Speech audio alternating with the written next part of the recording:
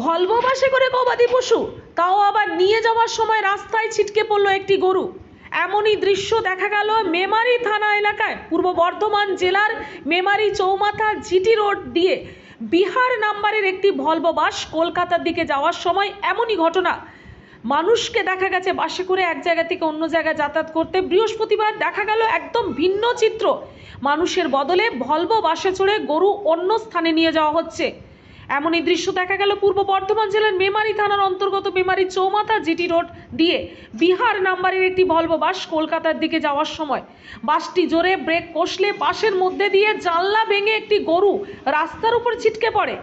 তৎক্ষণাৎ এলাকার মানুষ জড়ো হয়, বাসটিকে আটকায়। সামনেই পুলিশ স্টেশন, ঘটনাস্থলে ছুটে আসে মেমারি থানার পুলিশ। পরবর্তীতে বাসটিকে ছেড়ে দেওয়া হয়। তবে এই রকম অভিনব পদ্ধতিতে গরু নিয়ে যাওয়াকে কেন্দ্র করে এলাকায় উত্তেজনা ছড়িয়েছে। প্রশ্ন উঠছে, এত যানবাহন থাকতে বাসে করে কেন গরু নিয়ে যাওয়া হচ্ছিল? গরুগুলো কোথায় নিয়ে যাওয়া হচ্ছিল? আমরা একটা জিনিস বাজারে গিয়েছিলাম, বাজারে দেখলাম চকদিঘি মোড়ে আমাদের চৌমাথার মোড়ে একটা গরু হঠাৎ করে একটা ভলভো বাস থেকে বেরিয়ে পড়ে গেল রাস্তার উপর। পড়ার পরে আমরা বুঝতে পারিনি, খানিকক্ষণ পরে বুঝলাম যে এই বাসটা মানে গরু চড়াও গরু বা বাসে করে নিয়ে যাওয়া হচ্ছে। আমাদের এইখানে পার্কিংয়ে এসে এই অফিসাররা ধরে দাঁড় করিয়েছে। দাঁড় করানোর পরে আমি ভেতরে দেখলাম যে তাতে বাছুর গরু বড় গরু ঠাসাও একদম ভর্তি পুরো বাস। তারপরে ওই স্যাররা এসে সব দেখলো, ওই ড্রাইভারকেও ধরে ফেলেছে। তারপরে কিছুক্ষণ পরে আবার দেখলাম যে বাস বেরিয়ে কন্ডোয়ার এদিকে বেরিয়ে চলে গেল। বুঝতে পারলাম না কি হবে। আনুমানিক কতগুলো গরু হতে পারে? অন্তত পক্ষে 30-35 খানার ওপর হবে। ভিতরে কিরকম অবস্থায় ছিল? একবারে জঘন্য অবস্থায়, মনে হচ্ছে প্রাণীগুলো মারা যাবে, বেশিক্ষণ থাকবে। খুব খারাপ কন্ডিশনে আছে।